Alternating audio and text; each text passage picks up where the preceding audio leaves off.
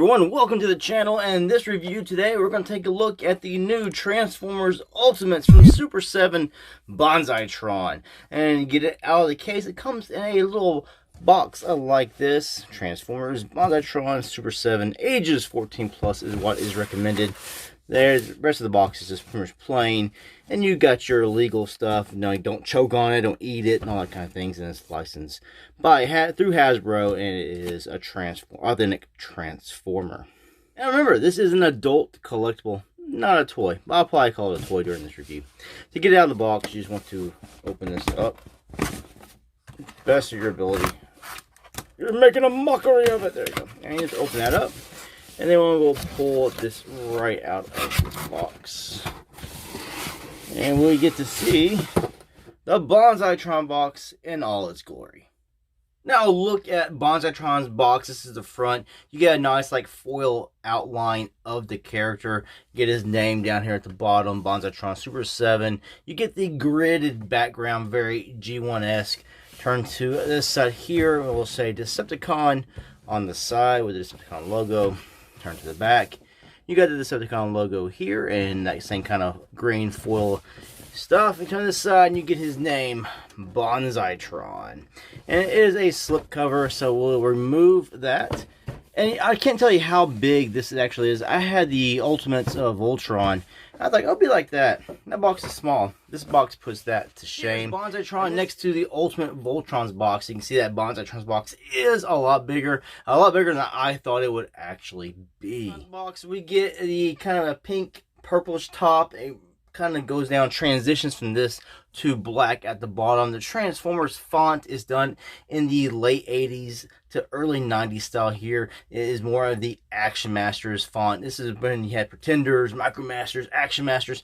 This is the font we got. We got the Banzai-tron name. Again, down at the bottom, turn to the sides. There's nothing here. It is just how it just transitions to black. Turn around to the back, Super7. And we got a nice little text back here. Decepticon, Banzai-tron, Transformers, Action Masters, written just like Action Masters. You got the same little schematic that we had on the outside slipcover of Banzai-tron. Then we get all his little rankings and stats right here for strength, intelligence, and all that. You can pause it here if you want to take a good look at it. And then back to that size again, just where it transitions. I have yet to actually remove the figure, but in the packaging, you can see it's got a bright blue, sort of a foil blue background back there. Very reflective. You can see all of me going right here. Woo! Nice package presentation. You can see that Super7 has no problem with plastic. Hasbro, no plastic. Super7, shove as much plastic as you can inside this box. Now let's take the figure out. Here's Banzai-tron out of the package. Excellent sculpt on the figure. Very much it looks like his G1 counterpart. There's a bigger upscale size of the Action Master with more articulation. The paint apps are decently applied. I do have a little mishap of something here on the forearm. Otherwise, not really any problems. Very solid feeling of a figure. Feels for the price you're paying for this guy, he feels pretty much quality for that. Now, he doesn't transform. None of these guys transform, so that's a big stickler for some Transformer fans. They want their Transformers to transform.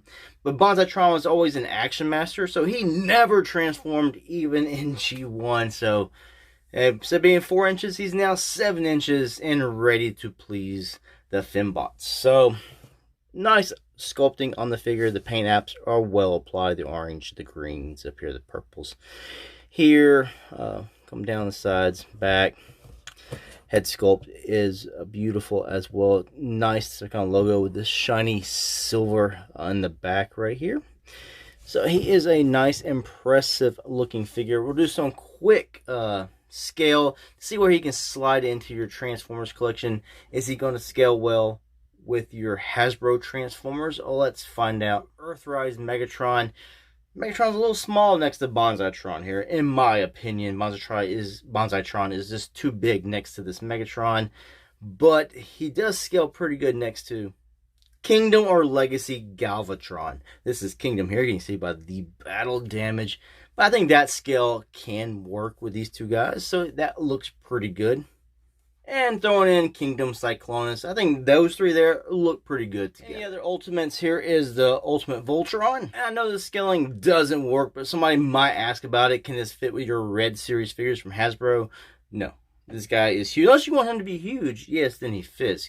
Because all these Super 7 Ultimates are 7 inches, whereas the Red Series is more around the 6-inch mark here. All pretty much glorified Action Masters. Overall, Banzai-tron has better quality than the Red Series figures do. The joints are more stiff.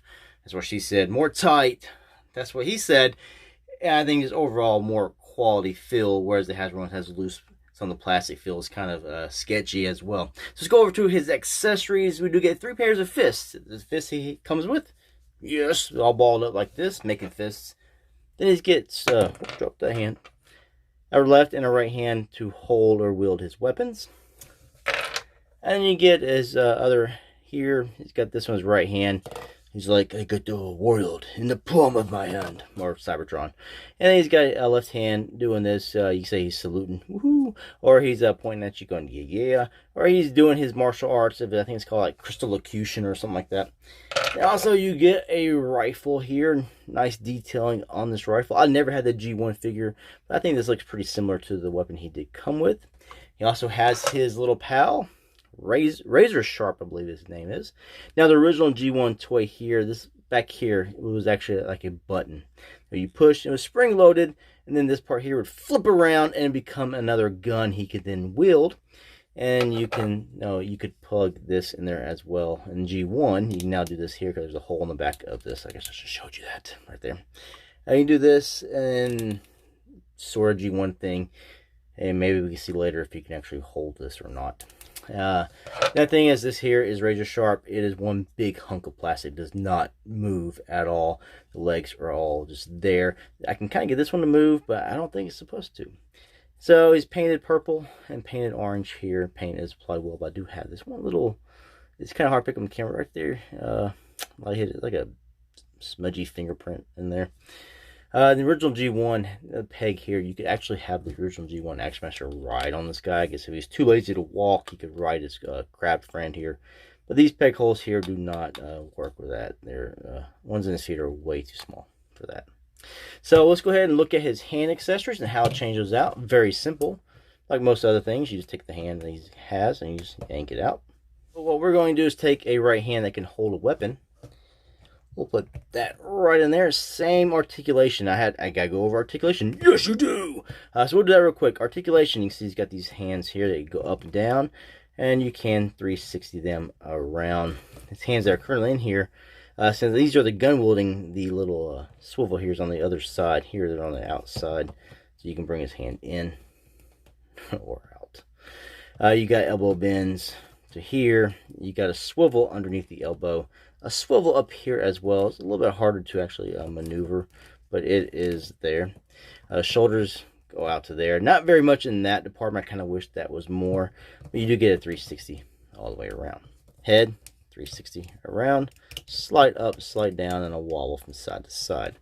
You get a slight ab crunch on this guy, very slight. And you can 360 his waist all the way around. Hips, legs kick out to there. Back to there, knee bends to there. This looks like it should swivel up here. Doesn't really want to for me. I'd move it and it wants to just go back, so I'm not going to force things. You get the swivel here. You can rock this front and back, and a slight little tilt for the ankle tilts. Not very much there in that. I'm going to take out his left hand because we already removed his right, and shook my setup. I'm going to get the hand here that is doing this. Whoosha! You will join the Decepticon army. So that is that hand there. Take his gun, stick it in his hand. Like I said, he comes with both hands, so you can actually wield this in his left hand as well. So he can raise this up. There you go. A little more stiff for that because you don't want it to kick back on you there. We can take some blast effects and see if we can get blast effects to work on this gun here. So what's this? What is that on? And yes, it works. So you can apply your blast effects from your Warfare Cybertron Transformers onto Banzai-tron's weapon here, so it can actually have him like he's blasting. So that is pretty cool. I'm not sure that was intended, but it is there, and you can do that. shit. So now what we're going to do is see if he can wield his gun with this big, with this PAL razor sharp. Now this peg here is too small to actually fit in his hand. It'll just fall out. So we'll do this here. And then we'll just do the gun. Since it's going to be so big, he's going to have to hold it here. We're just going to straighten his arm all the way out and see how this works. Yeah, that's not really working very well. Just isn't good. Very uncomfortable. I can't go any higher. So yeah, that's not very practical. You can do it, but it's not very practical. So pretty much his little pal here is just meant to be a straight up accessory, like a little pet. Another Decepticon to attack the Autobots while he's sitting there trying to chop them all down. So that is Banzai-tron from Super 7, the Transformer Ultimate line. The only one I actually got out of the Ultimates. The other ones look pretty cool, but like I said, none of these guys transform. So don't go into buying these looking for Optimus Prime, Trax, who's I think wave 2 or 3 to transform. These guys do not. But you get lots of accessories. You get a gun. You get his original Action Master accessory. And you get 4 extra hands to go with the 2 he's already got on. So lots of other hands. And he's got very nice packaging. Comes in a really nice package. Is it worth the money? If you're into nice quality feeling action figures or action masters, yes, I would say it's definitely worth it. If you like anything like the Red Series or Action Masters of old, it's a good figure. Now, Banzai-tron never transformed in G1, so they maybe eventually will do a Banzai-tron that does transform. But by looking at him, I really don't know what he would transform into. I'm figuring maybe some kind of animalistic beast mode or something, or maybe some kind of Cybertronian like jet or something like that. I mean, he never had an alt mode, so this might be the only Banzai-tron we get unless Hasbro makes one. But then he's gonna be probably kibble-fied and have backpacks and stuff like that. So excellent fit, quality feeling action figure or collectible. Excuse me, collectible, not a toy. Ages 14 plus, people, 14 plus. It's very nice. I like it. It's just up to everybody's own opinion if it's really worth it or not. I do like it. Will I get the rest? Maybe. They do feel like good quality figures. Anyway, thanks for watching this review. Until the next one. Peace out.